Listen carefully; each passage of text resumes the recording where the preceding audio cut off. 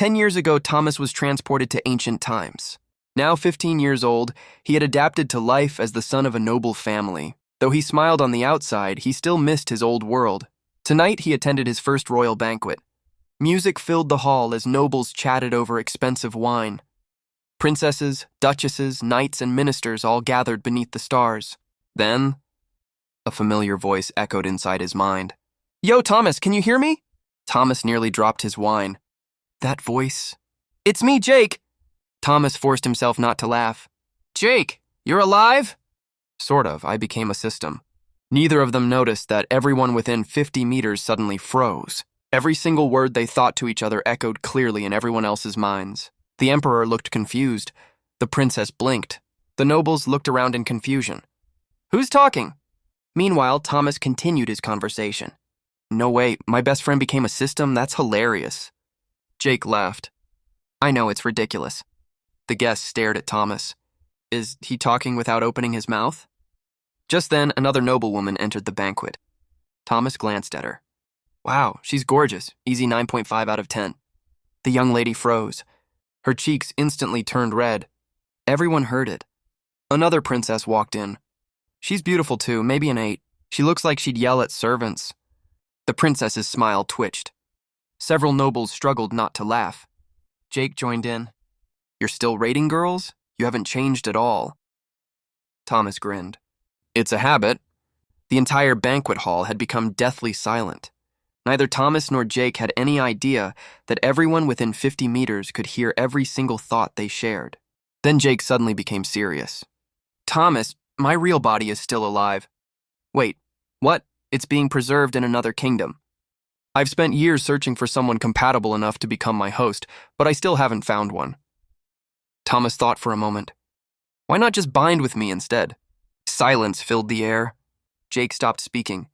A few seconds later, Thomas heard quiet sniffling. "You'd really choose me?" "Of course, you're my best friend." Jake began crying. Around them, half the banquet guests were wiping away tears. The other half were wondering what in the world they had just witnessed. And Thomas still hadn't realized. Everyone had heard every word. Thomas crossed his arms. "All right, now tell me, what exactly can you do?" Jake laughed awkwardly. "Well, don't get your hopes up." "Why do I suddenly have a bad feeling?" "Because I'm a gossip system." Thomas stared blankly. "You're kidding." "Nope. Out of every system in existence, my best friend became a gossip system." Jake coughed. "Listen first. My main function is scanning people. Every face we scan can reveal hidden information, secrets, talents, relationships, and other useful clues." Thomas raised an eyebrow. "That's actually not bad." Jake immediately became excited. "And that's only level 1. Every successful scan earns gossip points. When enough gossip points are collected, I level up." A glowing notification appeared before Thomas. "Gossip system, level 1. Scan faces to earn gossip points. Level up to unlock new functions," Jake continued proudly. "As I level up, I'll unlock new abilities. A system store where you can buy rare items, medicines, weapons, and magical materials. Treasure detection, more detailed scans that reveal hidden bloodlines, talents, and even opportunities that others can't see." Thomas's eyes lit up. "Now that's the kind of system I was hoping for." Jake laughed. "See, being a gossip system isn't so bad." Thomas looked around the magnificent banquet hall. Nobles, princesses, generals, scholars. Hundreds of faces waiting to be scanned. Looks like we're going to level up quickly. Around the hall, countless guests stiffened, because everyone within 50 meters still heard every single thought. One minister nearly dropped his wine. A princess instinctively hid behind her fan. The emperor narrowed his eyes. "He wants to scan all of us and reveal our secrets." The banquet suddenly became a lot more tense. Meanwhile, Thomas smiled innocently. Thomas reached for another drink when Jake's cheerful tone suddenly disappeared. "Thomas, don't react."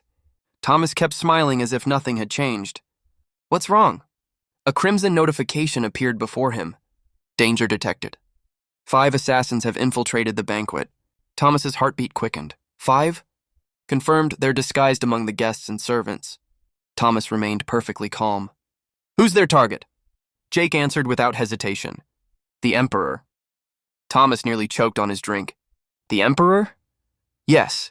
Based on their movements and conversations, all 5 have the same objective. They plan to assassinate the Emperor before tonight's banquet ends. Thomas frowned. Should we warn him? Probably we could scam him for some money right after. The Emperor's expression instantly turned cold. The royal guards quietly tightened their formation. Several ministers turned pale. A servant carrying wine suddenly froze in place. One musician's fingers twitched. Among the crowd, 5 disguised assassins exchanged nervous glances. How does that kid know? Were we exposed? Thomas, completely unaware that his thoughts were being broadcast, sighed. Well, I guess saving the Emperor wasn't on my schedule tonight.